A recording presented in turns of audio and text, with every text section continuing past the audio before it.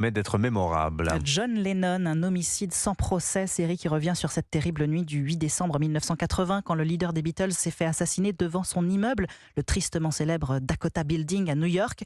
Une série documentaire signée Apple TV qui revient donc sur cet assassinat qui ébranla le monde et déstabilisa les policiers de la Big Apple avec le témoignage exclusif de témoins clés Marie Jiquel.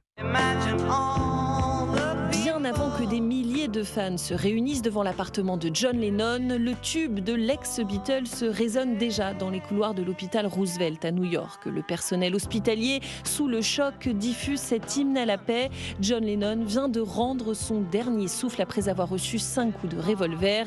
Le concierge de son immeuble s'en souvient. Il passe à côté de moi et dit « Je suis touché ».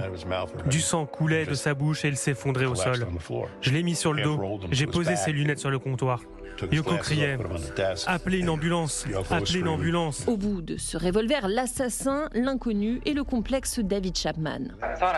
Je pensais que j'allais devenir quelqu'un en tuant quelqu'un. David Chapman, un fou, un fanatique ou un envoyé des services secrets américains, dérangé par le discours pacifiste de Lennon contre la guerre au Vietnam. La série analyse toutes les pistes, même les plus troublantes. Aujourd'hui, à quelques miles du mémorial de John Lennon à Central Park, Mark Chapman purge sa peine à perpétuité. Marie Jiquel.